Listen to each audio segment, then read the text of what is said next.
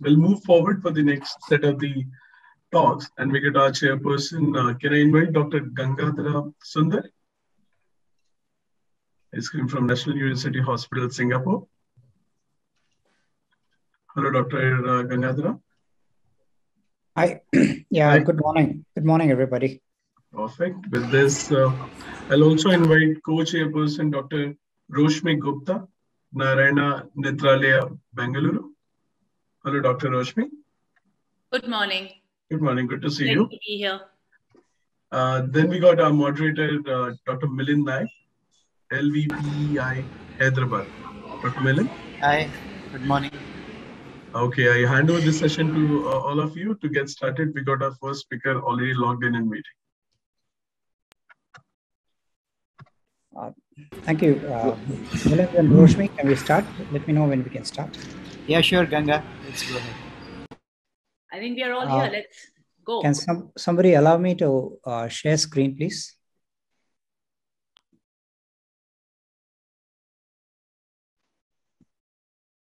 Okay, great.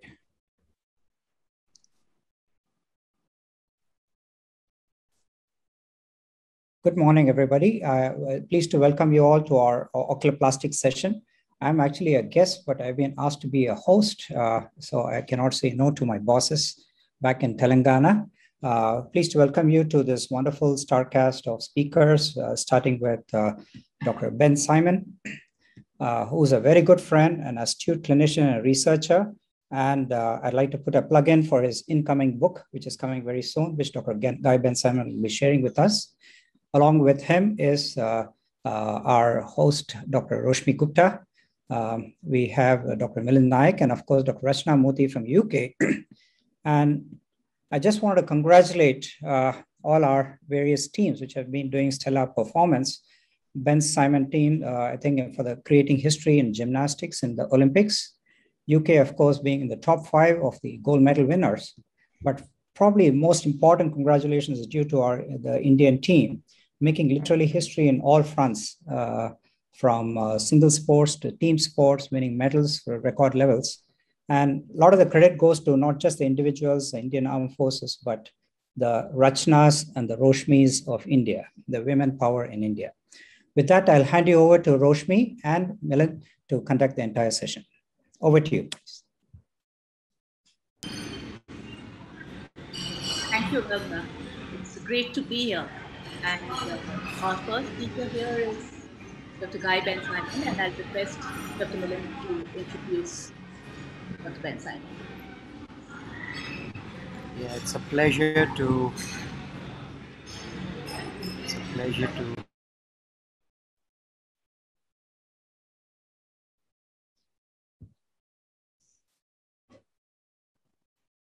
Dr. Milind, you got muted.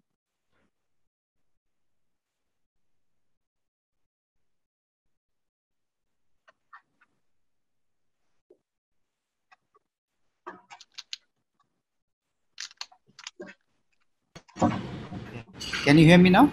Yes, Dr. Milind, please. Yeah, it's a pleasure to introduce Guy Ben Simon, who's a friend, a colleague, and also an inspiration. Guy is a professor of ophthalmology, master of health administration, and chairman of the Institute of Orbital Oculoplastic and Lacrimal Surgery at Sheba Medical Center in Tel Aviv. He is a sought-after international speaker at conferences, and he collaborates with practically everyone in every continent on projects which are important in plastic. He's also a member of the Talpiot Medical Leadership Program. He has huge amount of peer-reviewed publications, and one speciality of him is that he does all his statistical analysis himself. He's an expert in that. Great, Milind. Review. Come on. A reviewer for several leading ophthalmic journals, and he is a winner of several research grants, and he has established the plastic training program at Sheba in Tel Aviv with a lot of students who've trained under him. He's always an instructor at the orbital surgery program at the AAO, and also a member of the OED network of the academy. He's been a past chairman of Israeli Oculoplastic Society and the chairman of the Ophthalmology Board Exams Committee of Israel. His area of interest are orbital imaging, as Ganga mentioned about his book. We are all excited about vascular malformations, thyroid. And he does his appreciable effort is the voluntary missions that he does all across the globe, and he's visited India several times on this front. So it's an honor and pleasure to invite Guy to deliver his lecture. Guy, please. Thank you, Milid. Can you please allow me to share screen?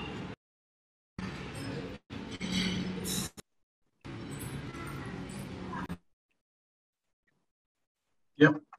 Yeah. Good morning, and thank you, Milind and Ganga and the organizing committee for inviting me.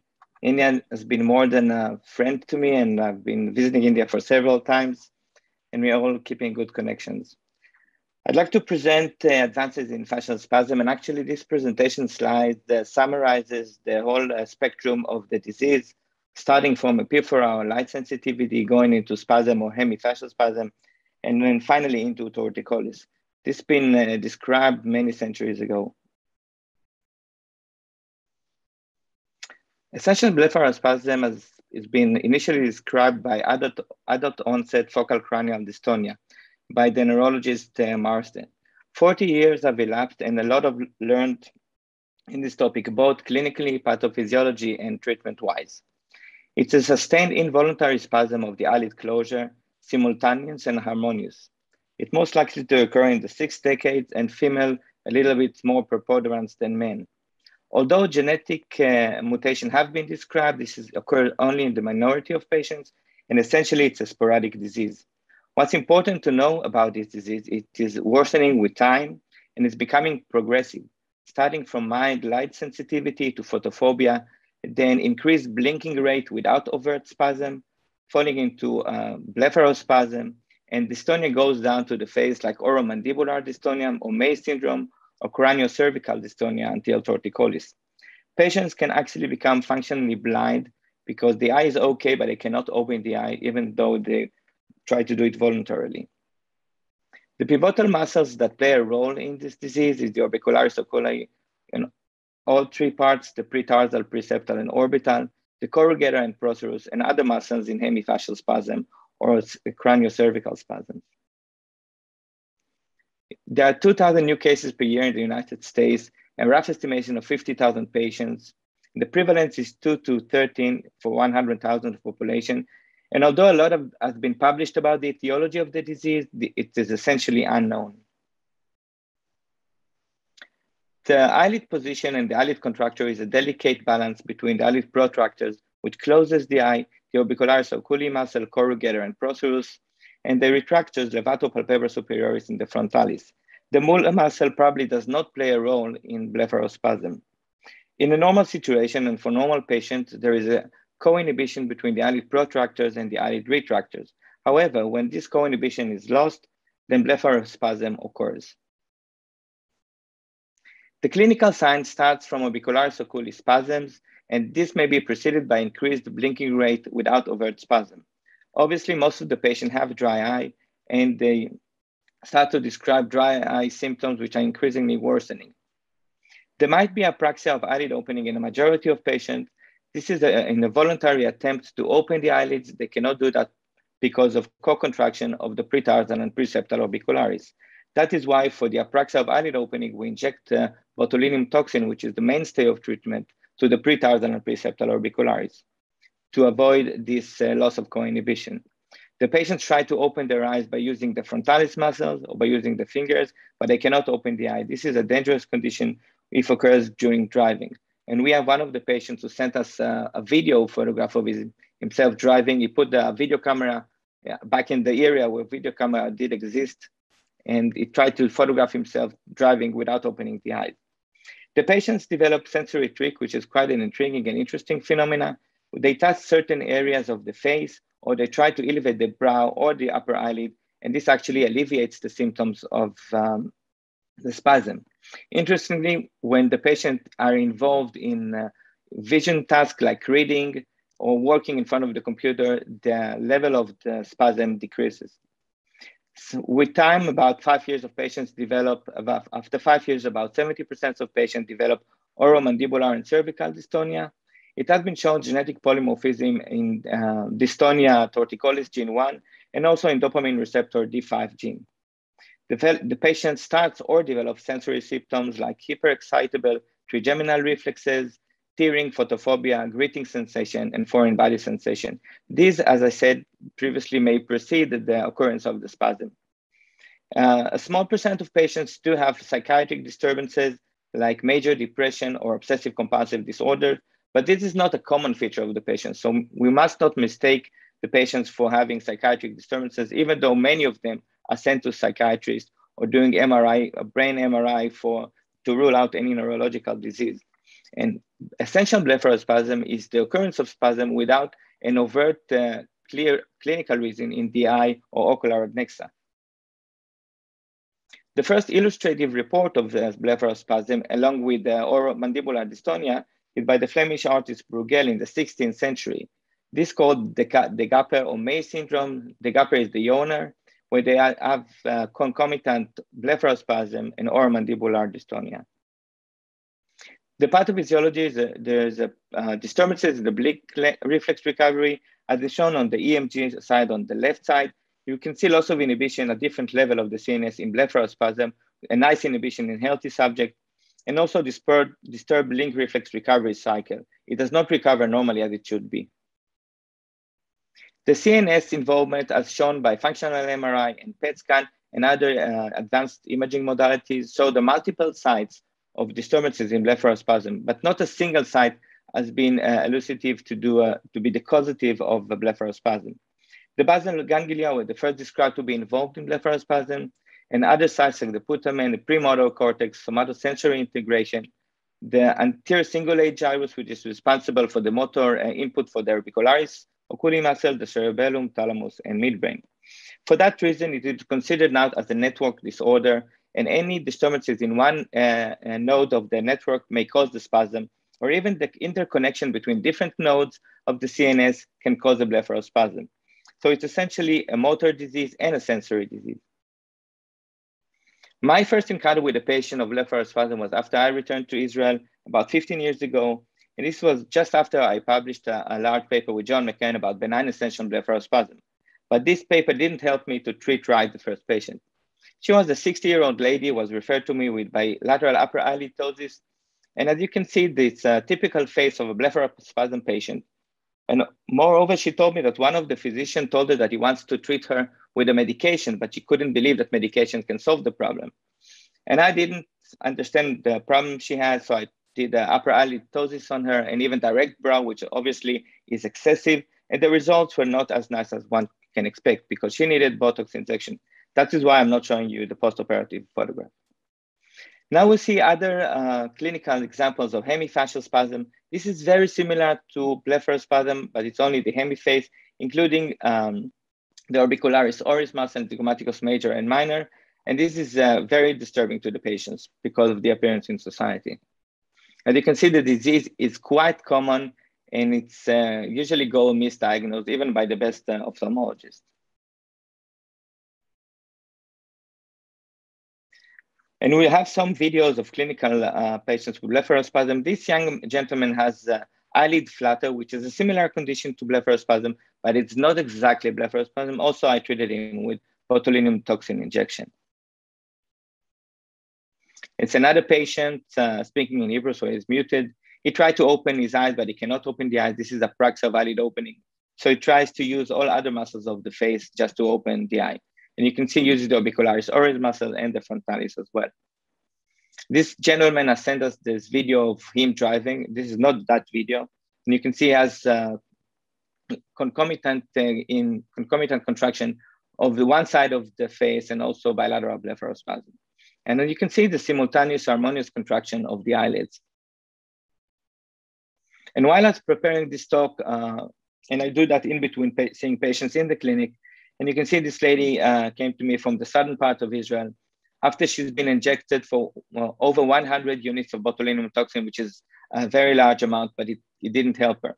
And this is quite common. patients are treated with botulinum toxin, it's a little bit effective for 2 or 3 weeks, although it should be effective for 3 months, but it's not effective on them. Botox is an effective disease.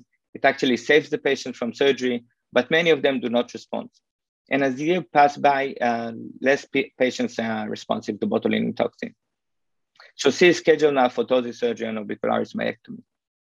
The treatment modalities that exist, botulinum toxin is still the first-line drug. It actually was developed for strabismus, but it's become the most effective drug for blepharospasm.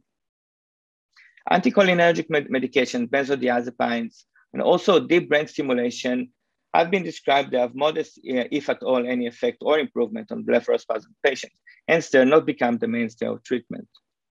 Orbicularis myectomy has been performed vastly by Rick Anderson. He performed more than 2,500 cases of orbicularis myectomy. And now this case is preserved for patients who are not responsive for botulinum toxin. It's not just an easy surgery, it's quite extensive. Orbicularis myossus fixation, it's a nice idea. It's a relatively easy surgery. We fixate the suprabrow orbicularis to the frontal bone and redirect or misdirect the orbicularis oculi muscle. As when they contract, they not close the eye and move laterally. We'll see some examples. Microvascular decompression is preserved for hemifascial spasm. We are putting a patch, it's performed by neurosurgeon between the anterior inferior cerebellar artery to the fascial nerve. We have to treat dry eyes in all the modalities we know, but punctal plugs and medication, steroid. Tinted glasses, lenses FL41 has been described to be effective by decreasing the blue light to the eye and hence decreasing the spasm. And obviously, many of the patients require ptosis surgery down the line. Botulinum toxin was initially described by Annabis Scott, a pediatric ophthalmologist. He used this toxin to treat strabismus. It was called oculinum. In 1991, he sold the rights to Allergan by the large amount of $9 million US. Later this year, last year, Allergan was purchased by AbbVie to give a total revenue of $50 billion a year. This is from all medications and medical devices they produce. In 2020, the market of botulinum toxin, obviously mostly for aesthetics rather than blepharospasm, is $3.5 billion.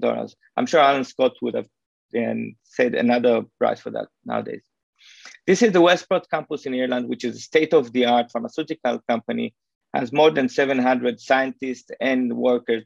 They produce the botulinum toxin. We visited there as I'm being an instructor at Allergan Pharmaceuticals, and this is one of the nicest plants and sophisticated plants we've ever seen. This is us in our trip to Ireland. They produced over 1 billion of botulinum toxin units per year. That's why it's a large market, obviously mostly for aesthetics, but it has a major role in medical diseases such as blepharospasm, but many others.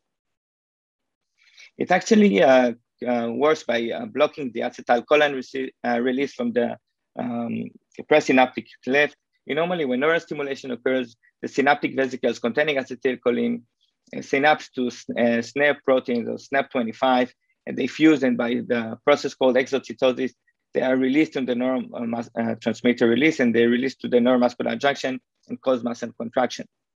The botulinum toxin enters the cell by endocytosis.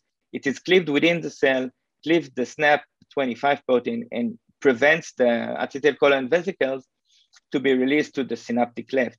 Hence, it actually reduces muscle contraction.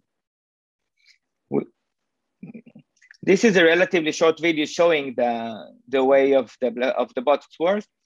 However, we'll skip the movie because of shortage of time. It's a very illustrative movie. The common sites of injections are the orbicularis oculi muscle, obviously. Each point has its own role, and many physicians also treat the suprabrow area. You can inject also to the medial lower orbicularis, actually to block the pumping mechanism of the tear drainage, and this may treat a little bit dry eyes. And the pretartar orbicularis is effective in treating apraxia of eyelid opening if the patient has. If he doesn't have apraxia of eyelid opening, we do not inject to this area. The start of onset of botulinum toxin is within 1 day, about 50%. In 3 days, or nearly 100% of patients respond to botulinum toxin. The duration lasts for 3 months or less at first injection. And the disadvantage is multiple injection site, which may be painful. This can be reduced by putting a local anesthetic cream about 1 hour prior to treatment. The efficacy declines with time for blepharospasm patients, which is not the case for aesthetic patients, but obviously we inject less to get the same results. They may receive ptosis, epiphora, or double vision if it's injected and used properly in the wrong areas. However, even when we inject to the right areas, patients still can get ptosis. The orbicularis myectomy is quite an extensive surgery. It's not just the orbicularis strip we tend to remove in upper eyelid blepharoplasty. We have to expose the raphe, the lateral raphe, lateral canthal tendon, the middle canthal tendon, up to the superior orbital ring to peel off the orbicularis from the muscle, which is a difficult dissection, and then to remove more than 95% of the muscle. Although we remove that amount of the orbicularis, patients can still close their eye. We initially start with the upper eyelid orbicularis myectomy. If this is not helpful, we go to lower eyelid myectomy, which is less effective. After the surgery, patients have flaccid eyelid, it doesn't look good, and also they develop lagophthalmos. Many of them will still require botulinum toxin injection after the surgery. The orbicularis oculi myo-osseous fixation, it's quite an interesting surgery. We make 3 stab incision above the eyebrow by lifting manually the eyebrow, and we fixate the frontalis muscle to the bone. And in this way, we redirect or misdirect the orbicularis oculi contraction to the lateral canthal area rather than closing the eye. It also may mimic the reflex tricks that the patient do on themselves to reduce the spasm. This is the stab incision and putting the screws by a manual screwdriver. And this is the way it works. It actually misdirects the orbicularis contraction to the lateral side rather than closing the eye.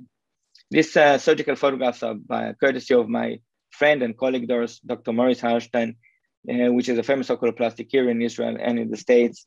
And this is in one of his missions to Ethiopia to performing oculoplastic surgery.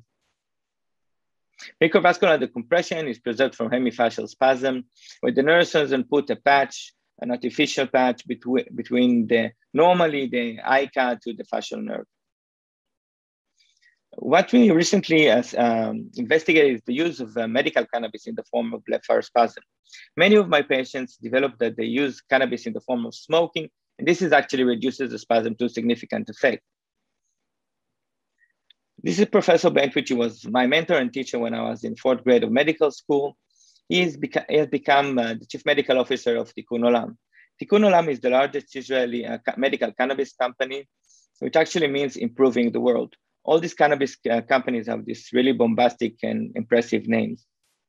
So he came to our department presenting us the work of Tikkun Olam. And at that point, I was thinking that we can use this medical cannabis in the fascial dystonia of blepharospasm.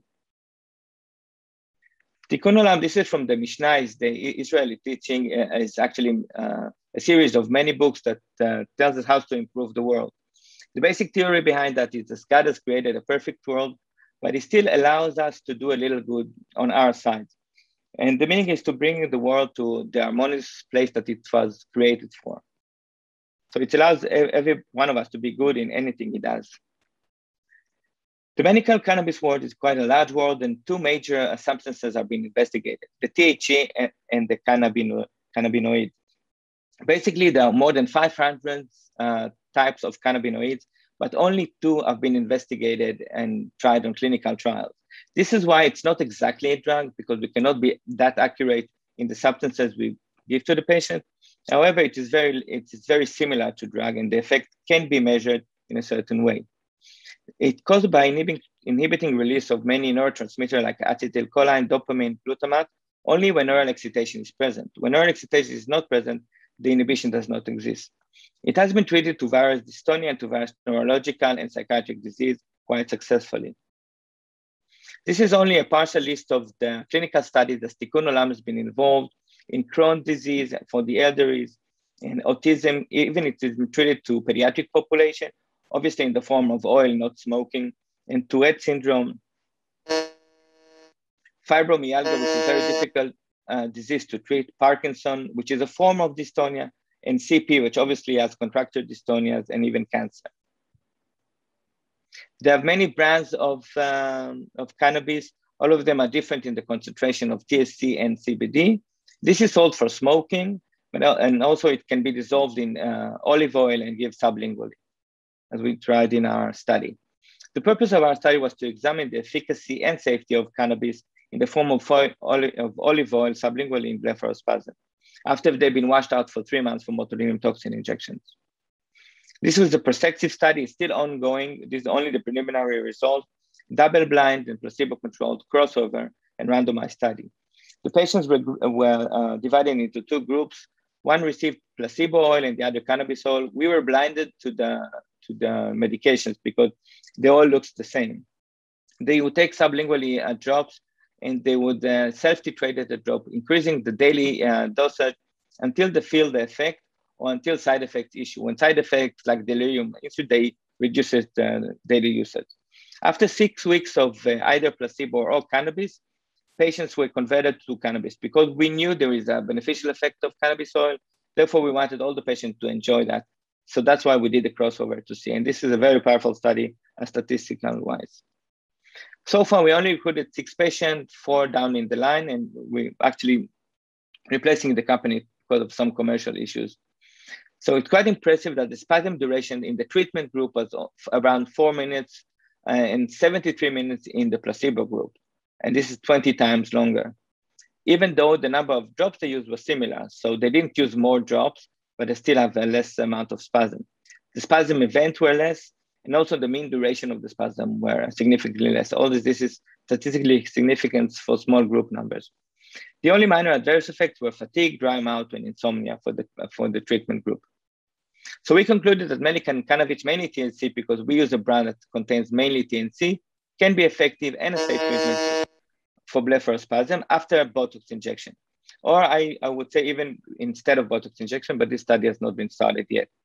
And there are no significant ocular or systemic side effects that can be associated with treatment. This study is a collaborative work of many of our young physicians in the department. So in summary, the orbicularis oculi spasm, the hallmark is sustained stereotype and simultaneous spasm of both eyes.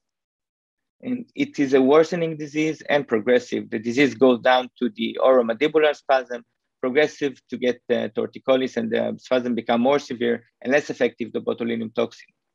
It is now considered a network disorder because modern imaging of functional MRI and PET scan show that multiple CNS sites can be involved in the disease rather than the basal ganglia alone.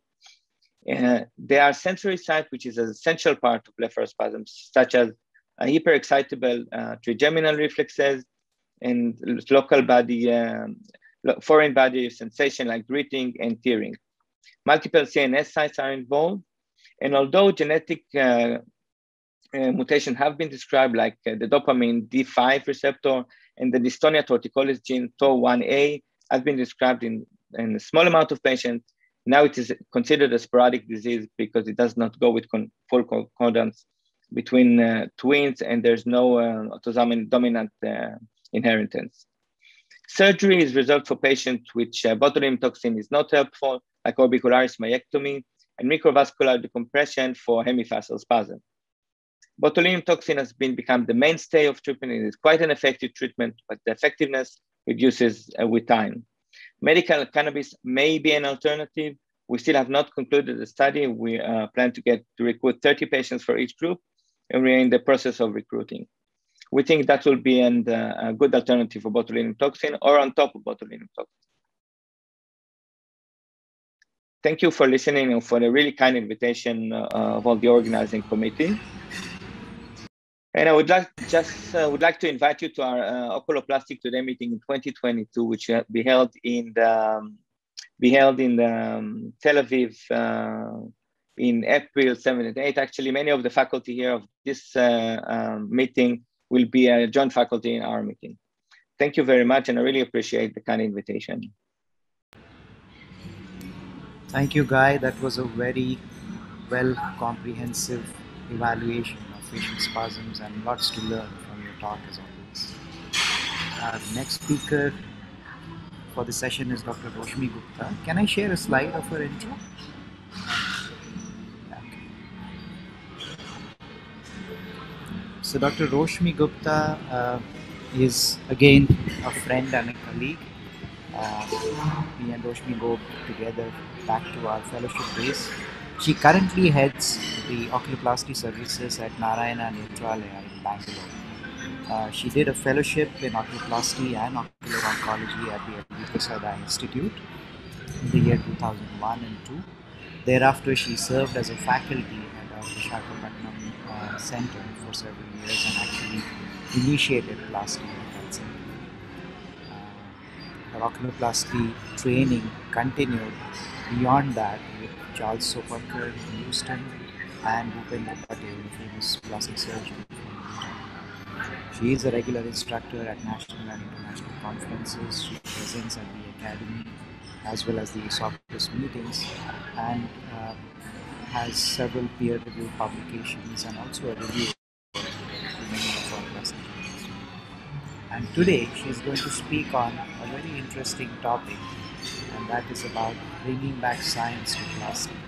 And her premise is actually quite correct, that most of the times plastic surgeons, oculoplastic surgeons, are like carpenters. We are more focused on doing things rather than looking at the basic science and the etiology and stuff like that.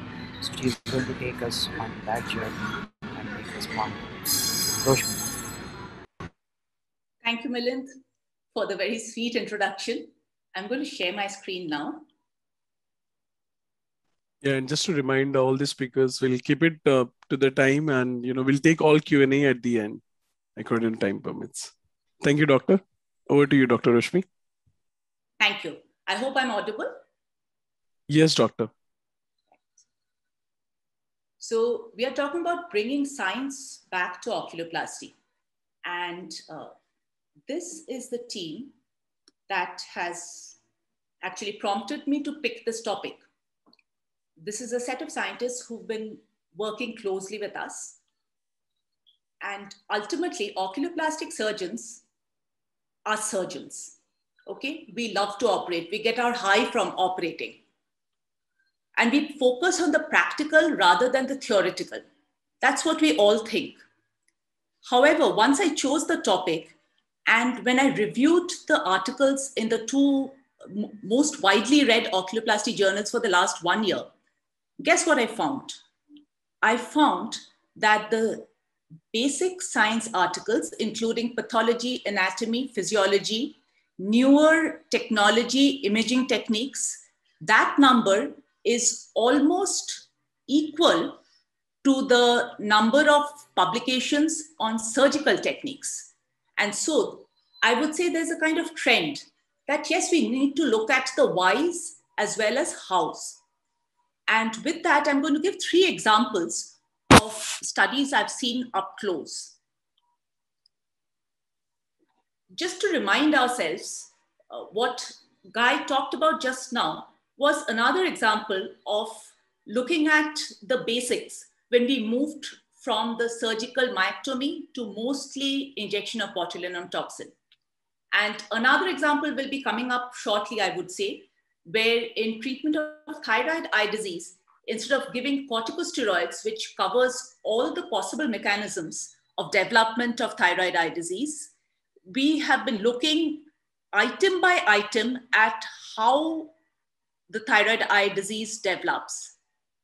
And the treatments that are coming on are once again very targeted and going closer and closer to absolutely pinpoint where the trouble starts.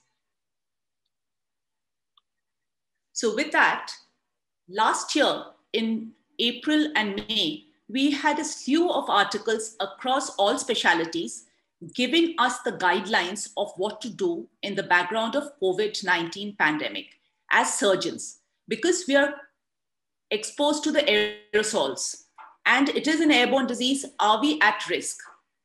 And these articles were mostly based on a set of basic science articles, which dated from even 20 or even 30 years back. This one is an article from 1991, blood-containing aerosols characterizing surgical smoke and collection of airborne viruses. So with that background, we thought of doing some experiments, simulating an operating theater background using a mannequin from the wet lab. And we used, chicken tissue, muscle, fat, and the bone. And this was conducted in the Flow Studies Laboratory of the Mechanical Engineering Department of Indian Institute of Science. And what they used for imaging the movements was a very high-end camera, which captures 8,000 frames per second with a resolution of 17 to 50 microns per pixel. The first item we did was that we simulated a lacrimal cannula and we syringed it. And this is what the regurgitated drop looked like. And when high-speed resolution photography was done, we saw that the drop breaks off into a neck and into smaller droplets, but it never really reaches the size which can cause it to become airborne and become an aerosol. So my takeaway from this is that controlled irrigation did not generate aerosol. And we have, while that is there, we still have to be careful when doing nasolacrimal irrigation. The next set is where we've been warned about using cautery in potentially COVID positive patients. And we have been told that bipolar is probably better than monopolar, but the bipolar cautery seemed to generate smoke as well. And when we looked at this, we saw this is a sheet green laser to visualize the smoke. If we hold the suction tip close, it sucks in the smoke. And if we hold it beyond 2 centimeters, it doesn't. When we actually calculated that, you look at this superior line, this shows the spread of smoke when no suction is used. And this is where the suction tip is used. So for me, the takeaway from here is for both monopolar and bipolar cautery, I use a smoke evacuator. Next is generation of aerosols with the use of suction. And we found that while using a scalpel, even with irrigation, even with a suction tip cannula, there was no aerosol generated. This is a high-speed processed video of a drill being used without irrigation. Remember, we'd been told not to use irrigation. Even without irrigation, some aerosols are generated, and this imaging sort of shows and demonstrates the pathways of those droplets. And when this was calculated, it was seen that the droplets, the range of droplet sizes were 50 to 500 micron. And the droplet sizes 400 micron and more ultimately settled down to the ground. But say at 150 micron, the displacement along the y-axis, that is vertically, never came back to the ground. They all remained airborne. And from this same study, we realized that the spread of these droplets was 1.8 meters, which means for me, I would avoid irrigation during drilling, and I use PPE for all the personnel in the OT. And this article was published at the beginning of this year. And the pandemic continues to send us challenges, where this year in April and May, the oculoplastic surgeons faced this huge slew and onslaught of mucormycosis cases in India. We all know what the clinical signs looked like, including loss of vision and ending up in loss of life in many cases. And I'm going to just take 3 examples to show what we are talking about. All 3 patients had rhinoorbital disease and proptosis and ophthalmoplegia. The first patient had microbiology negative. We are talking about swab and KOH mount. We are talking about culture. We are talking about biopsy. And ultimately, this patient responded to the antibiotics. Case 2 was positive on the microbiology and did respond to debridement and amphotericin B. Case 3 was negative, including on biopsy. However, on empirical basis, he was treated with ampho B and debridement. He went on to develop an intracranial spread, and then the biopsy turned positive.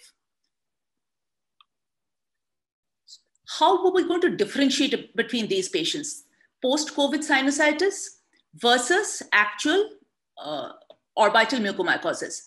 Well, our lab chipped in and developed the facility for doing PCR for mucorales as well as pan-fungal PCR. But what my lab director told me was that the PCRs work best in biopsy samples, and they're going to be sensitive in peripheral blood only if the disease has invaded extensively and sufficient material is available in the peripheral blood. Sufficient genetic material is available in the peripheral blood.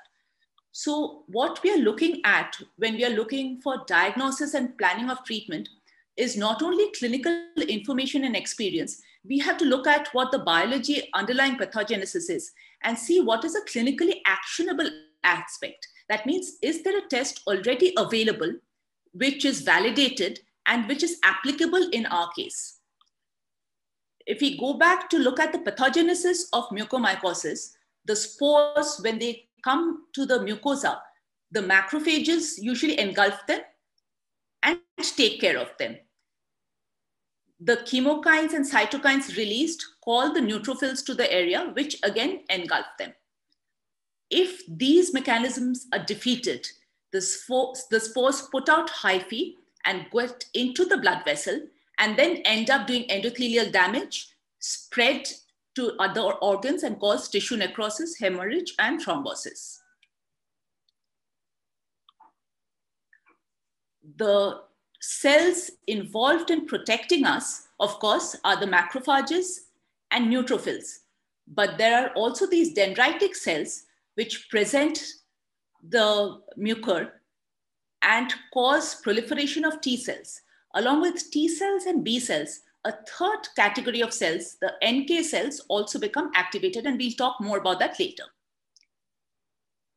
So what do we know about factors contributing? We know the microbiome, in fact, here, which will be the source of exposure, and the confirmation will be by microscopy, etc.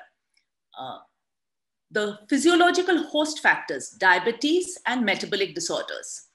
And we have to look at the host defense. Among this, the cells and the cytokines, we have normative data available and clinical diagnostic techniques available on all of this already. So let us see which of these cells and cytokines are important. When we started looking at these three cases, remember we talked about them? We saw there is no neutropenia in any of these patients. In fact, the leukocytes are somewhat increased. So the initial impression that neutropenia contributes to mucormycosis is not really correct. But let us look at what other cells are affected. We saw that this set of cells, which are called natural killer cells, are way below their reference range. And it holds true for case 2 and case 3. Case 3, where there was a delayed diagnosis. Initially, even microbiology failed. But natural killer cells were very low. And the other ratio that stood out was that the neutrophil to lymphocyte ratio was grossly elevated, which means lymphocytes are suppressed. So what are these natural killer cells? I'm not talking about natural killer T cells. Along with T cells and B cells, there's a set of cells which go and attack the invading microorganism directly without waiting for the MHC complex and the presentation. So it's going to act within the first 2 days. And this is the first line of defense. And what fungal invasion does is it actually impairs these natural killer cells, which has even been reported earlier. So potentially, this is a marker, an indicator, even before a full-fledged clinical picture appears, if there's a suspicion, if the NK cells are down, which are checked by immunohistochemistry by CD56, we might find, and it's found in the peripheral blood, we might find that, yes, this patient is potentially going to be a victim of a fungal invasion. The third study I'm going to talk about today is what our lab has been doing about therapeutic targets and modalities in retinoblastoma. Now, looking at newer treatment modalities for retinoblastoma, the major hurdles include the need to increase the efficacy of the current treatments and the chemotherapy, whether it is intravenous or intraarterial or even intravitreal, we need to reduce the bystander toxicity. And how do we do that? So this particular study talks about something called cationic antimicrobial peptides. These are chains of amino acids, about 10 amino acids long, and they have arginine or lysine. So they're positively charged and they're ubiquitous. They're found in fungi, they're found in bacteria, and they go and attack the microorganisms, other microorganisms. Turns out they also go and attach to the cell membranes of tumor cells, including retinoblastoma cells. So we are looking at two types of CAPs, the cationic antimicrobial peptides, HC3 and HC5. We had spheroids of cultured retinoblastoma cells. We had cultured retinal pigment epithelium cells. And to compare, we were looking at the fractional inhibitory concentration as compared to topotecan. Dr. Rashmi, the time is up. Would you mind please summarizing? Thank you. So we ended up finding that not only is the HC3 and HC5 effective in treating retinoblastoma cells and reducing the percentage viability, it is also seen that they do not damage the retinal pigment epithelial cells, whereas topotecan and doxorubicin do damage the pigment epithelial cells. And when we look at the simultaneous action of topotecan and the CAP, we found that together they had a way more effective action than individually. So they were synergistic. So they're synergistic, they have better action while reducing the side effects.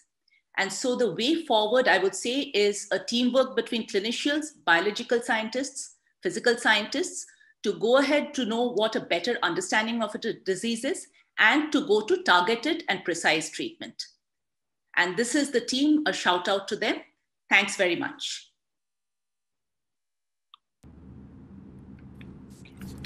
Thank you, Roshmi. Our next speaker is Dr. Gangadhar Sundar from the National University Hospital, Singapore. Over to Dr. Ganga, who will talk about recent advances in orbital trauma. Thanks, Milind. I don't think I can quite beat Roshmi's wonderful talk on how to put on your thinking hat as a surgeon. I just see myself as a technician, and I'm happy to share with you some of the recent advances in orbital reconstruction.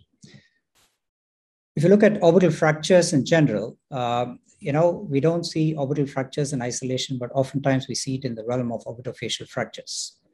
At least in our practice, we do realize that quite a few of them are underdiagnosed, undermanaged, and oftentimes mismanaged as well. And despite the best possible outcomes that we all have surgeons in mind, we do see complications. And that's where numerous techniques and technology have to be implemented, starting from very basic concepts like Dr. Guy Ben-Simon taught us, basic sciences like Dr. Roshmi taught us, plus adoption of technology. I bring you greetings from Singapore. It's National Day weekend this for us, 55th year, and advanced greetings to our Indian colleagues who are celebrating the Independence Day soon. I'd like to dedicate this talk to Dr. Shyamsundar Prasad because to me, when I think about Hyderabad, of course, Milind and Santosh come to my mind, but Dr. Shyamsundar Prasad and Madam Pramila are probably some of the greatest souls I've met in my life. And specifically a plug-in because he wrote a paper, beautiful paper on blowout fracture in the medial of the orbit, which is published way back, probably way before some of the delegates here were born. So respect for him and a dedication to him. And these are my disclaimers, no conflicts or financial conflicts of interest, any other things. We wish orbital reconstruction was easy. If you see this man with the facial deformity,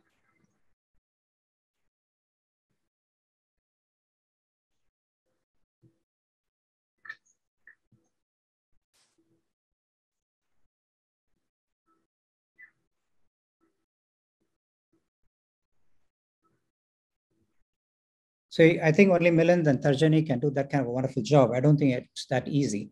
But I'm going to touch upon a few concepts in terms of what's new in imaging, what's new in classification of orbitofacial fractures, some basic anatomical concepts which are not yet in the standard ophthalmology textbooks, touch upon a little bit about orbital implants, and finally a plug into postoperative imaging.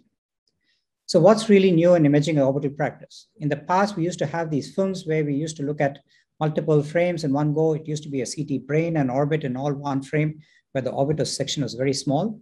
But currently we are all acquiring images as digital data, as DICOM images, where we are able to process the digital data, which can be used for diagnosis, treatment planning, and intraoperative navigation itself. So if you look at this video, for example, you want to view all these images millimeter by millimeter, frame by frame, so that you're able to scan the patients all the way from the bottom to the top, right to the anterior wall of the maxilla. And then you go into the nasolacrimal ducts, the rim, the medial wall of the orbit, and finally the roof of the orbit into the skull base. Likewise, you want to view the next frame into coronal images where we are looking all the way from the rim, the nasal cavity. You can see the floor of the orbit being disrupted, displacement of the fragment, including soft tissues. And finally, most importantly, you want to view these images in the sagittal view as well, because you want to look both at the affected side, a non-affected side, as a control. And then when you move on to the other side, you can go see the degree of displacement or the fracture, which tells you that when you plan to reconstruct, you want to reconstruct the affected orbit the way the non-affected or the unaffected orbit is. Here's a sagittal view showing the large flow defect, tissue prolapse, including the posterior ledge, which we'll be touching about right over here. That's a posterior ledge we're going to be talking about.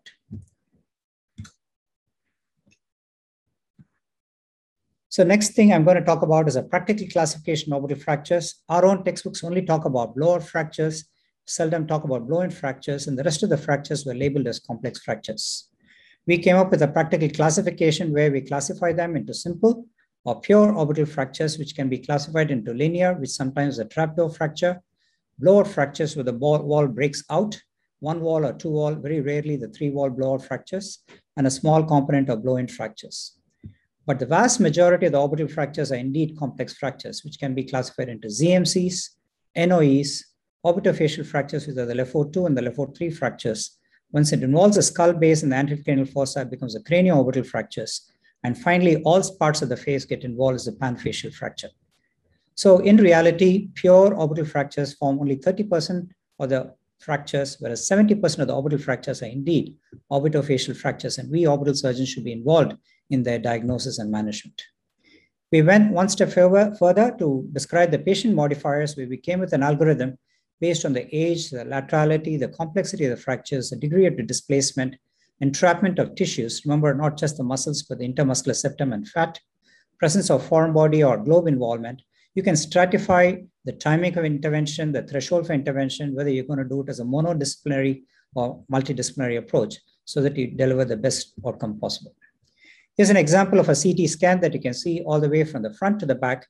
And if you look at the types of fractures you have involvement of the frontozygomatic suture, zygomatico-maxillary suture, which forms a thing, and the lateral wall of the maxilla. So here you can see it's not a pure orbital fracture, but in form of an orbitofacial fracture, which is a zygomatico-maxillary complex fracture with some amount of moderate displacement.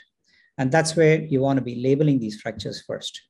Here's another patient who's had an orbital fracture, yes, but there's involvement of the skull base, involvement of the middle face, and if you look at the mandibular sections, involvement of the lower face, a classic example of a panfacial fracture, which means you're not only going to try to repair this patient as a whole, but you're going to work as a part of a craniomaxillofacial team. The third thing I'm going to touch upon is an anatomical considerations, where traditionally we were taught about the four walls, the rims, the seven bones, and sometimes we forget about the most important, but the smallest component of the bone, which is the palatine bone, the fissures, and the optic canal. These are the important anatomical landmarks that we are always taught are very important. But what is more important is the concept of the inframedial orbital strut. And if you can see in this fracture over here, inframedial orbital strut is disrupted. And here's an intraoperative demonstration using an endoscopic technique where we are showing that's a lateral wall, that's the lateral part of the floor of the orbit. And slowly we are dissecting and exposing the infraorbital neurovascular bundle right over here. And as you explore along the medial wall of the orbit, the inframedial strut, you can see it's disrupted. And this is all through an inferior swinging eyelid approach. That's the inferior oblique muscle right over here. You gradually expose the comminuted displaced fragment of the medial wall of the orbit.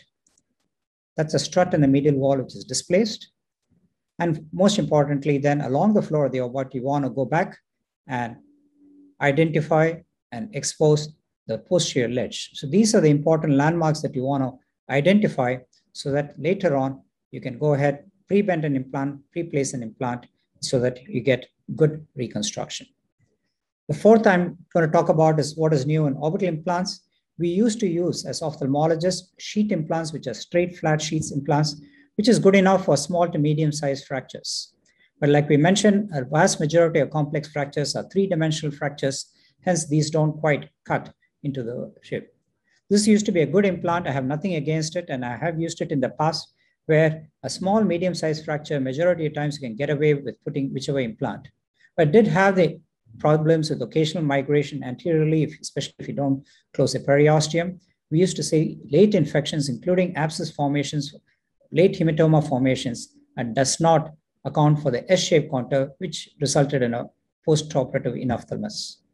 So what we are lately using, and Milind and Tarjani and a lot of other people around in India are starting to use these very well with great effect, is the three-dimensional reconstruction with prefabricated anatomical implants, which are pre-bent to the contralateral angle of the inframedial orbital strut. So you get good anatomical replication of the contralateral anatomy itself.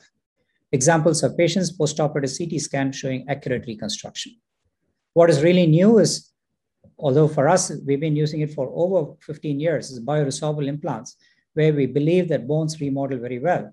And you can go ahead, put these implants without having long-term anatomical defects. The latest in-orbital implants are patient-specific implants, where these are tailored implants. Roshmi talked about personalized medicine, and this is a form of personalized medicine. Here's a patient of mine where I had done a reconstruction, but you can make out I had not quite reconstructed the floor of the orbit here compared to how the little bulge that he has along the floor and the medial wall on the other side. He has a postoperative residual deformity with enophthalmos. We have mirrored the image of the contralateral orbit to this side, based on which a three-dimensional implant was designed and printed. So it's a 3D printed implant. This is a postoperative view of the same patient, not using a conventional CT scan with a cone beam CT scan. So basically, patient-specific implants are going to be used more and more in the future.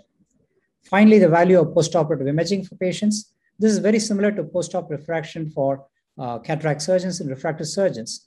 We all stick implants inside and hope it's in the right place, where we don't really know where it is, and sometimes we don't want to know where it is. That's where seeing is believing. So we believe patients with complex fractures, where you're putting various kinds of implants inside to reconstruct the anatomical configuration, is very important. And we take a consent for postoperative imaging even before the CT scan is done. And when possible, we use a cone beam CT for these patients. So we strongly believe if you're a beginner, if you're doing a lot of complex fractures, you're using new implants and devices, if you really want to deliver what you promise, and you want to have value-derived outcomes. In other words, patients are spending a lot of money on these implants, but you want to show that you have done a good job. We believe in postoperative imaging. And these are examples of patients where good reconstruction, poor reconstruction because you missed the posterior ledge, or you went way up on the posterior ledge causing residual entrapment of the muscles is very important.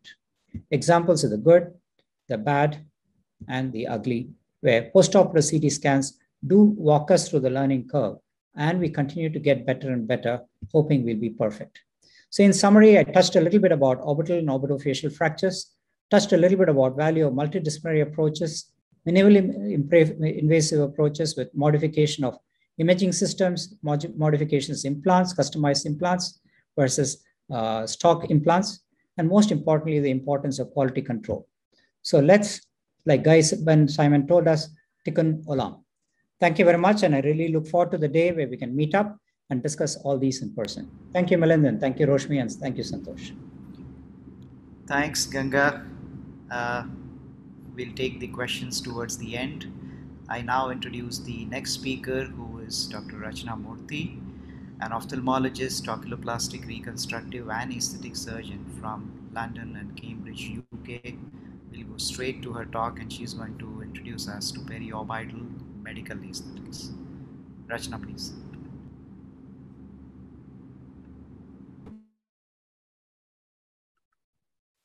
Lovely, thank you very much. I'm just going to share my screen with you all now. And are you able to see the screen there? Yes, Rachna. Yes, doctor. Lovely, thank you. Excellent. So I'm going to dedicate this talk to my father, who is ex-alumnus of CMC Vellore and a gold medalist in 1967. It is a great honor and a humbling experience to be invited to speak to a home audience on the eve of his birthday. These are my disclosures. I'm on the global faculty for Allergan, as you heard from Guy. This is the market leader for manufacturing Botox and fillers. I also run a training academy for surgical and non-surgical aesthetics. I've developed a periocular eye-safe hypochlorous antimicrobial spray called Purifies, and I now work full-time in private practice in London and in Cambridge. So we're talking about the periocular area. Why is it so important to us? It's because it is the keeper of the windows of our soul, and it's very important that we look after this area. We know as far back from gaze tracking studies that were performed by a Russian scientist called Yarbus, that when we look at someone's face to communicate, we look at their eyes, we scan their face, we move to the mouth, we scan other areas that might be of interest, such as scars, but we always return to the periocular area and look at the eyes. And very subtle changes in this area can make a big difference into the way we communicate with others. And it's very important that anything we do in terms of intervention will maintain this periocular area. It's also very important in terms of identification. So I wonder that you can identify these people just by looking at their foreheads. You might hazard a guess by looking at their chins. You can almost certainly know who they are by looking at their eyes. Here, Barack Obama, Brad Pitt, and Keanu Reeves. And this is the area that we notice the changes of aging very early on. It has the thinnest skin in the body, and the muscles are constantly moving. And so it's important that when we are restoring youthful appearances, that we focus on the periocular area. I want to show you a video. This is a boy, and what I wanted to look at is the anatomy, topographic anatomy in youth. It's very tempting with aging changes to completely destroy some structures that are normal and meant to be there topographically. So let's just go back to that and see if I can get the video to run. So if you just watch the changes that happen with aging, there is a descent of this tear trough and nasolabial groove, the orbital fat prolapses, the skin changes with lines and wrinkles. In order to restore, we need to know what is normal in youth. This is the position of the tear trough and the nasojugal fold in youth, and with aging, this descends. There are anatomical shifts in all the layers from the skin down to the bone. And this is where I want to bring in this concept of tensegrity. So tensegrity is integrity through tension. It's not the kind of integrity that we see here with Barack Obama, and it's not the kind of tension that you might expose yourself to here with this shark. But tensegrity is a concept that was first brought in by an American architect, where he talked about the integrity of a structure due to tension and compression forces. So you can see here, these metal plates appear to be floating free in space, being held together by very, very thin little strings. And this is what is happening in our face. In youth, we have tensegrity. With age, this tensegrity is lost, and there are anatomical shifts which occur in all the layers from the skin down to the bone. And to be able to restore, we need to restore tensegrity. So how do we lose this with age? We have to start by looking at what happens from the bone. We know that in youth, we start off with an aperture size of our orbit, and this orbital volume increases as we get older. The orbital aperture increases both in vertical height and in horizontal aperture size.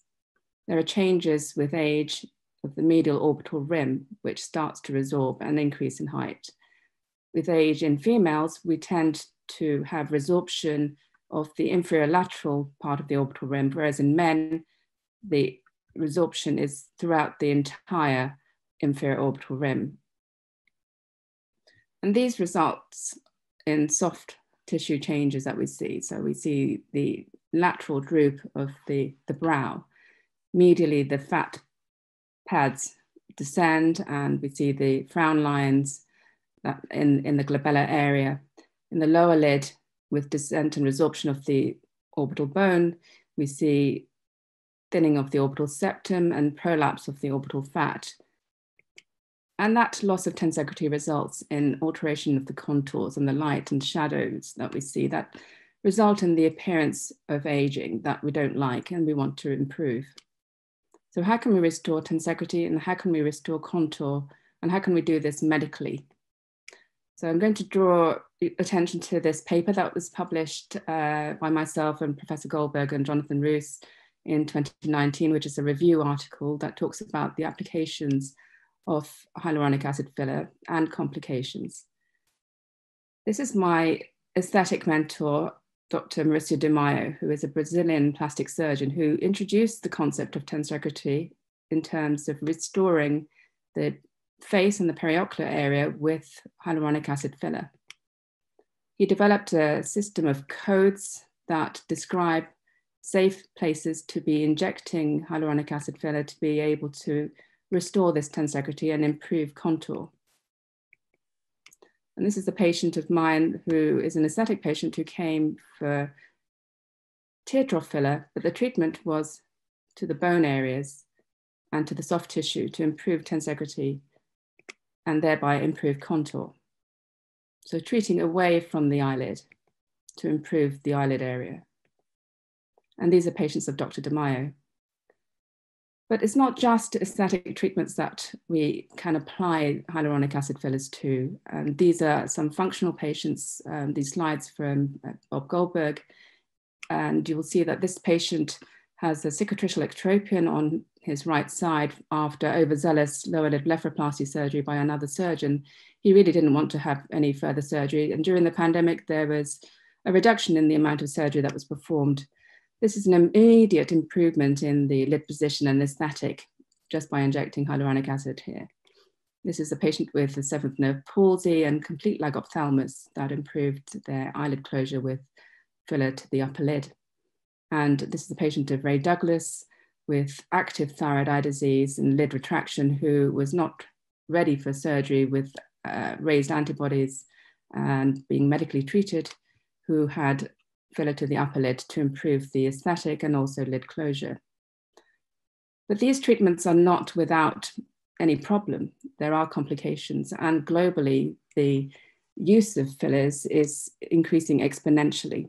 And so we are seeing more and more problems.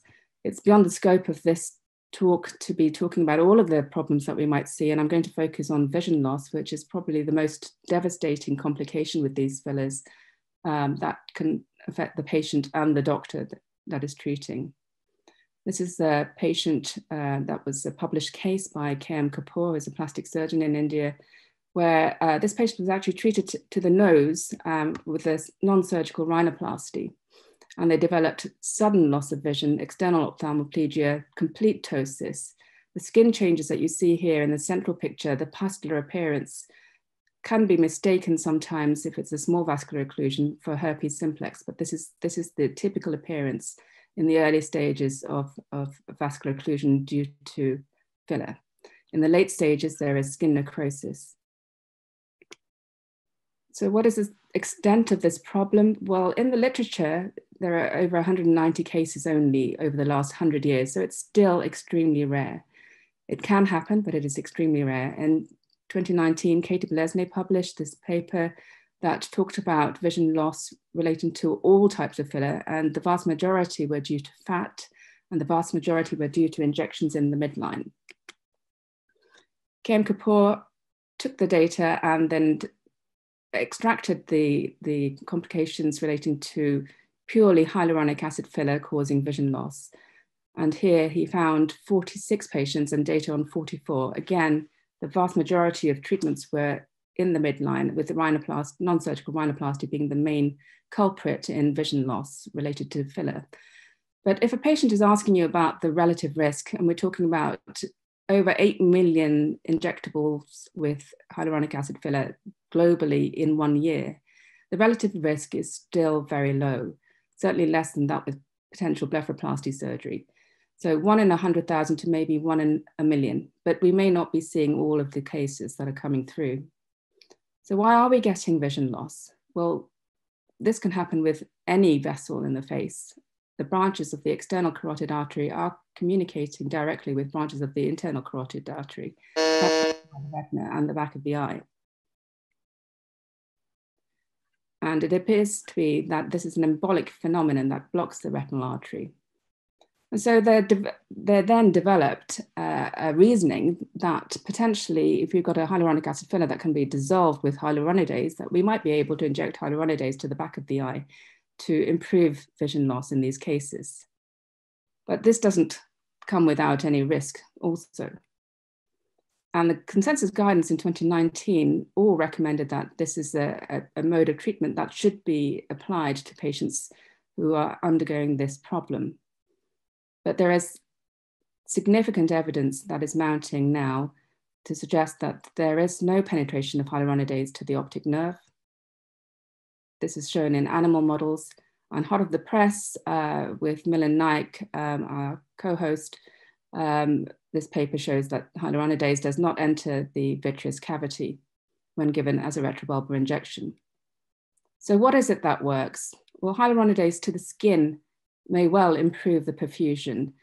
The normal treatments that you might apply for a central retinal artery occlusion, reducing the pressure, ocular massage, rebreathing in a paper bag with hypercapnia, and the orbital signs do improve with retrobulbar hyaluronidase. So there is still a role for ophthalmologists to be giving retrobulbar hyaluronidase. The bottom part here, we're not so sure about. There is an arm to eye time of 30 seconds and a retinal survival time of about 90 minutes. And it is potential that we may be able to give hyaluronidase intravenously to be able to treat these patients who have vision loss. If you want to read more about this, we've just published this in our trade journals. So that's PMFA and Aesthetic Journal. And this shows a algorithm as well for all ophthalmologists to use. We've just put this in peer-reviewed articles, so you can also then hopefully read that soon. So in the future, we want to aim to minimize the risk of vision loss. This is a paper that I published with Ken Kapoor looking at means of aspiration rather than micro movements in order to reduce the risk of entering a vessel. We may be able to use ultrasound guidance to reduce the risk of vision loss. And hopefully we will see less and less of this occurring. So I'd like to finish by thanking our co-hosts Rashmi and Milind Naik and my co-publishers, Professor Bob Goldberg and Jonathan Roos, my business partner. Thank you. Thank you, Rachna. That is really informative and something that we always dread. And we hope we'll have some good discussion at the end.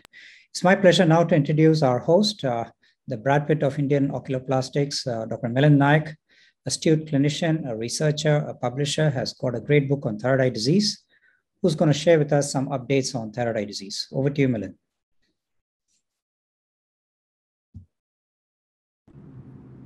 Hello, I hope I'm audible. Yes. Okay, I'm sorry, I'm just going to keep my video off so that I get good sound because I'm in a not so good situation with respect to the Wi-Fi. Okay, so thank you all the chairpersons, the speakers, and also the organizers, particularly Dr. Munavar, for giving us this wonderful opportunity to have this session. And my job today is to give you quick updates in thyroid eye disease, basically from the point of view how I have looked at it. So moving ahead, I'll be speaking particularly about thyroid eye disease in India and the way I've perceived it as against my training in the US, a little bit about keratitis and ptosis, and finally about surgical advances. So without much ado, we started off in the year 2004, and this was really the turning point for me to get into management of thyroid eye disease, where an old lady told me that her grandchildren do not come close to her, and at that point of time we weren't doing decompressions, and all we could advise her was a pair of dark glasses. Well, thereafter things changed a lot for me because of my training with Bob Goldberg. But while I was learning the surgical aspects of it, my wife was working with the man, and she warned me that while you do all these surgeries, here is someone working who's going to make your surgeries obsolete very soon. And that's the reason why I thought, okay, till the time we come up with something which today exists as Tepeza, let us work on how things are back here in India. So there were certain things I observed which were different from how things were in the US. I found the thyroid eye disease to be very rare in children. I hardly saw any cases of strabismus, but we saw more of corneal ulcers and, weirdly enough, more ptosis cases along with thyroid. So we started to work in that direction.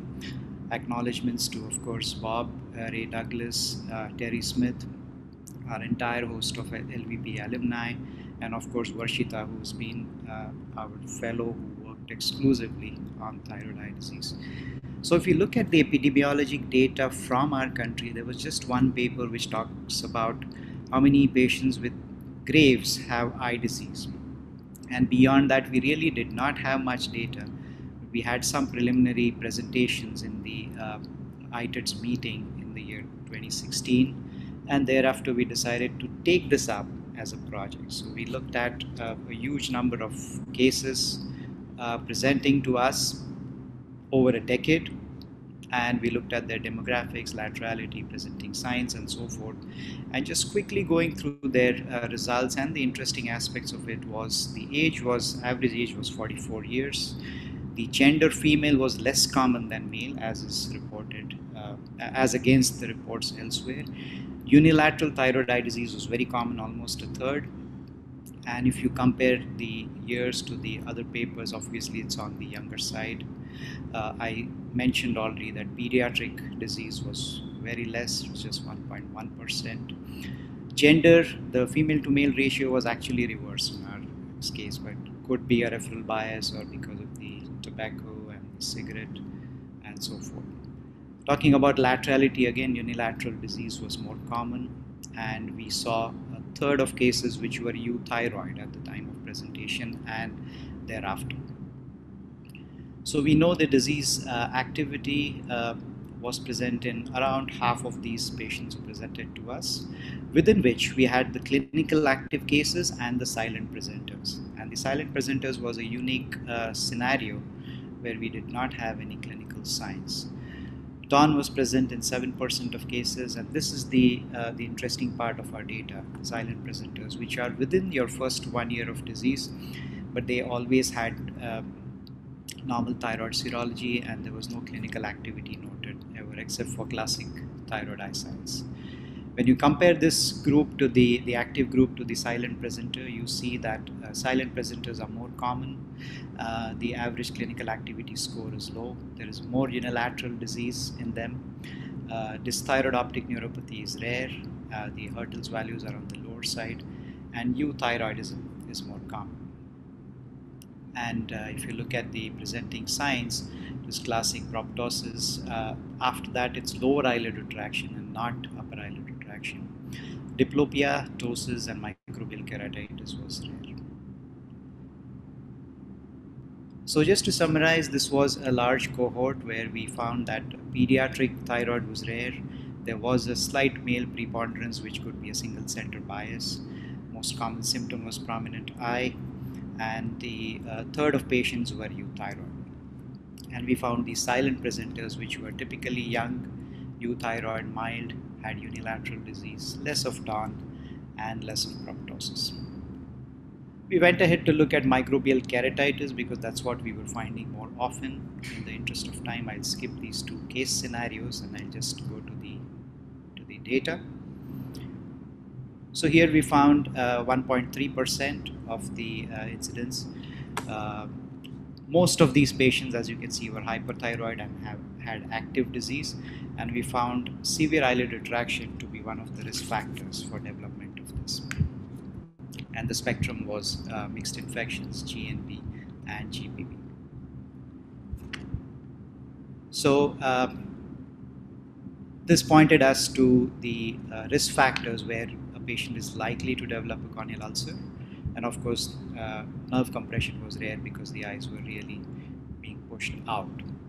The third component was looking at the ptosis, and whenever we talk about ptosis and thyroid, we usually think of myasthenia, and there are several reports on this topic, but we found that that's not the case in our series. We found that aponeurotic ptosis, in fact, was the commonest, and if we look at our total patients, we found that it was the laterality of ptosis was unilateral in 2/3 of them. 25 were inactive, and out of the active ones, almost 29 were silent presenters, and the average ptosis was 2.21. 67% were aponeurotic, 23% were myasthenic, and we hypothesize that probably this is happening because of the excess fat disinserting the muscle due to the increased orbital tissue. In the patients we had imaging, fat disease and mixed disease was predominant. So just like we've had reports of doing a decomp and a lid surgery earlier with retraction, we did that for ptosis in these patients to correct them in one stage. Finally, talking about recent advances, talking about all the approaches now currently, the transorbital approaches are the ones which we all prefer as orbital surgeons, and the surgical advances, of course, are lid crease, transconjunctival, transcaruncular, to reach the respective walls without external incisions. And of course, piezoelectric is a technology which can save your nerves and thereby the sensations in the infraorbital region. And you can also club the navigation if you have that as a tool, where it really would guide you, especially important and relevant in the medial wall decompression when you reach the apical region. So just to summarize, we talked about TED in India. We generally have milder and silent disease. Microbial keratitis, severe eyelid retraction is a risk factor. Thyroid eye disease and ptosis. Aponeurotic is surprisingly more common. And surgical advances, piezo and navigation. Thank you.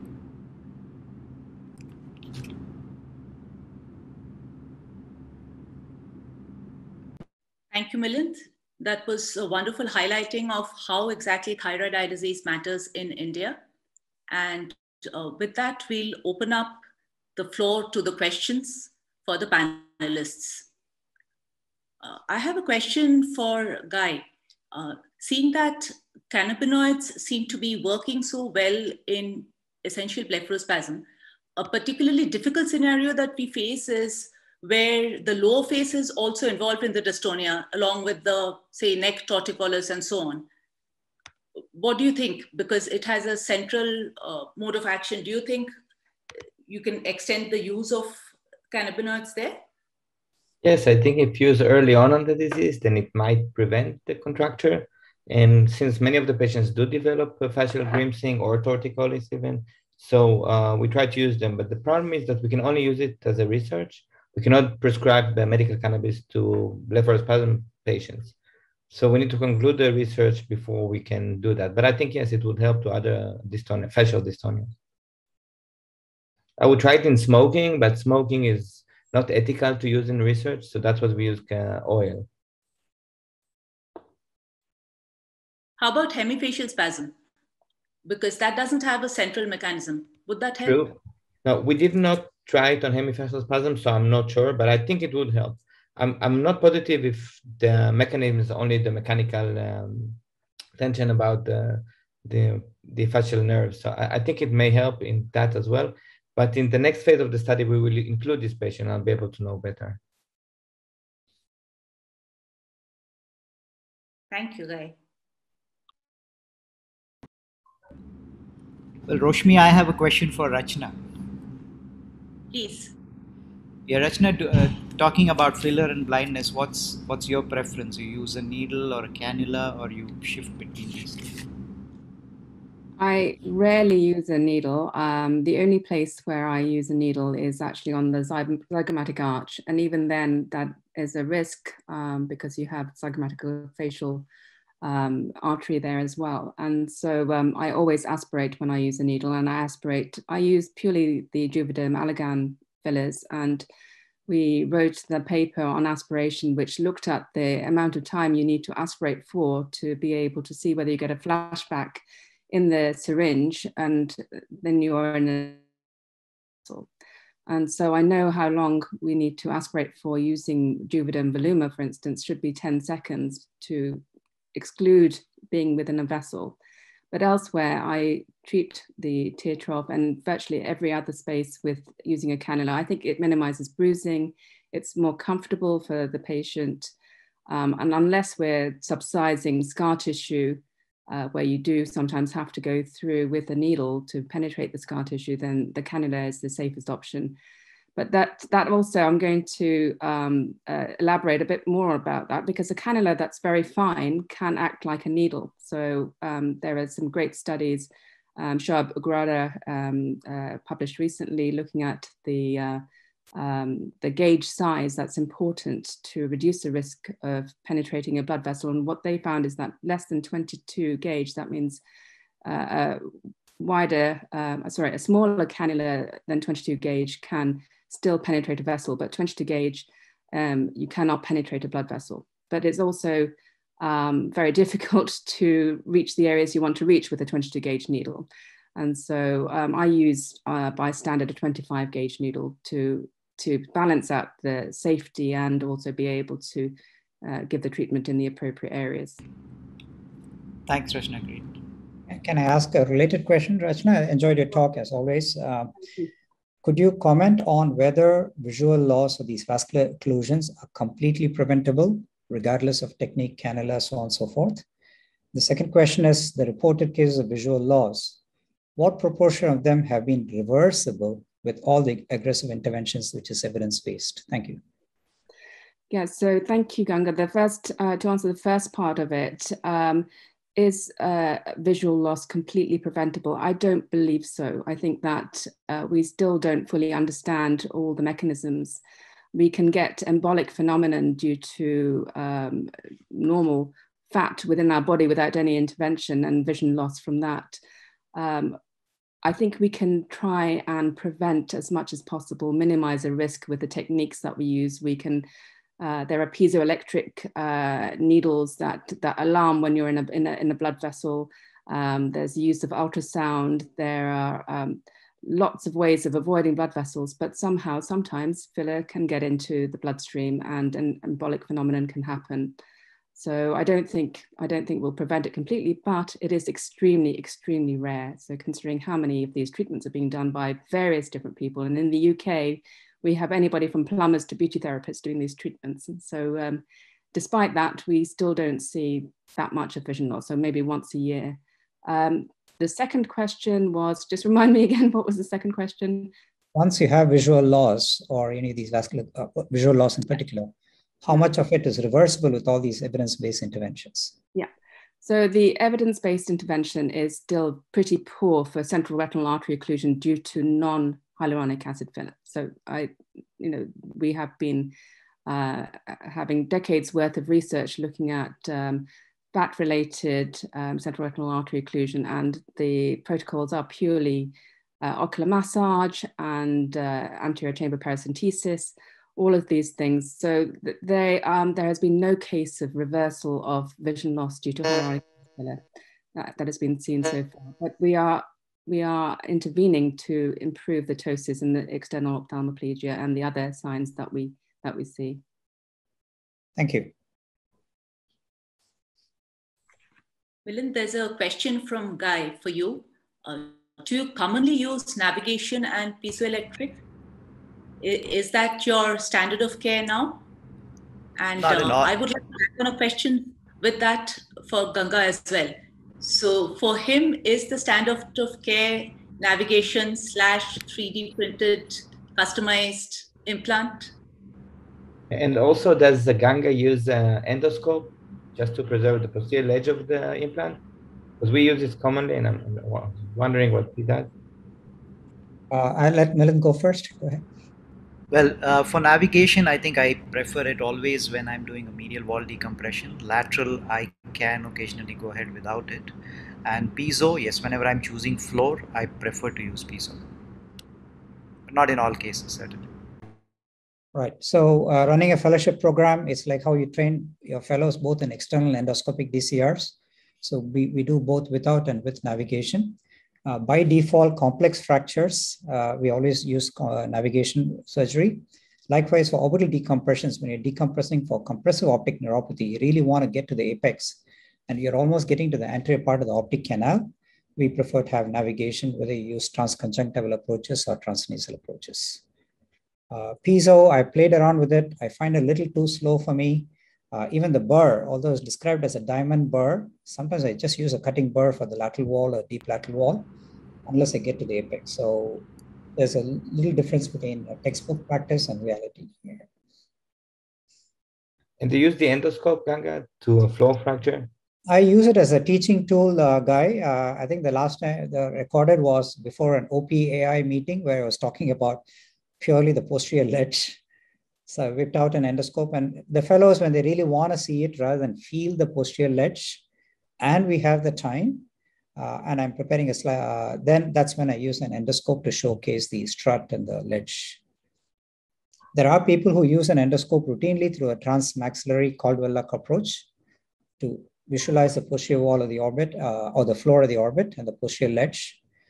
With the advent of now virtual reality surgery, and there's now software now available where people are now simulating deformed orbit, intraorbital tumors, and they're now creating an anterior wall of the maxilla opening and introducing an endoscopic visualization based on the IGS protocol imaging. They're even pre-planning, simulating surgery before they go in, and endoscopic is what they're using now for transmaxillary orbital tumor resections as well.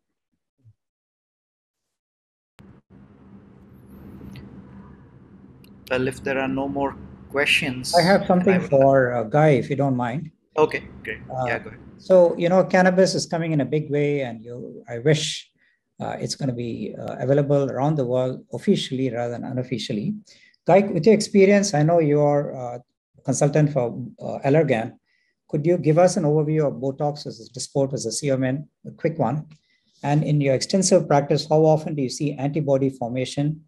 What do you do to prevent it in terms of dosing, frequency of injections? And if you suspect one, what do you do? So I haven't seen maybe one case of patient who was resistant to botulinum toxin. I normally use botulinum toxin rather than Xeomin, and because I think it lasts longer and it can be more titratable, even though the other companies advertise otherwise. But I think Botox has been extensively investigated, the most published papers. And one good thing about Allergan, even for the aesthetic branch of it, it bases its clinical practice on medical research. And that's for Botox. That I exclusively use Botox. And during the last 15 years, I've seen only one case of a lady was resistant to Botox, but still I injected Botox on her because I did Xeomin, it didn't help, and I repeated the Botox and nothing happened. So I didn't see any antibodies to botulinum toxin. What's your experience with that? And I have patients who are injected, ophthalmologists, neurologists, and there are people who end up frequently injecting them, less than 3-month frequency intervals, smaller doses, large doses. They're the ones who end up being resistant. So I end up putting them through a Botox holiday for at least another 6 months or so before I offer them a jab again. I try the alternatives, but they're not readily available. And because of the reduced volume of use, they become more expensive. And cost is an impact factor. And Allergan coming with the Botox smaller unit vials has made a big difference here. Right. Yeah, I just want to add to that. My experience is that the same as Guy's. I also have been using Dysport as well for the blepharospasm patients, and with them I did see quite a lot of tachyphylaxis and ineffectiveness. And switching to the Botox brand, which is more expensive, but it seems to be that we see much less of the resistance with that. And I think that still will remain the market leader for that reason. But exactly as you said, Ganga, there are people who are injecting this far too frequently, and that's when we see the antibody formation.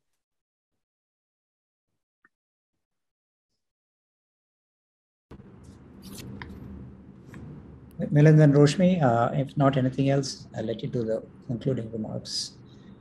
Well, I would like to thank all the speakers for being here with us on a Sunday. Some of you waking up early morning, I know, and all the organizers, the Telangana Ophthalmological Society, Dr. Santosh, and it was a wonderful session, lots of learning with friends and colleagues. Thank you, everyone. Thank you. Thank you. Thank you. This also needs a round of applause to all the speakers, moderators, being so virtual. And as you said, Dr. Milind, especially on Sunday, Yes. giving a lot of information to all our colleagues. Well, thank you. With this, we conclude this session. And then we got next session at in the afternoon IST. That would start 2 o'clock, 2:15. Till then, we got some break. So yeah, we'll keep this session on and we'll resume at 2:15 here, right here. Thank you, everyone. Thank you. You also.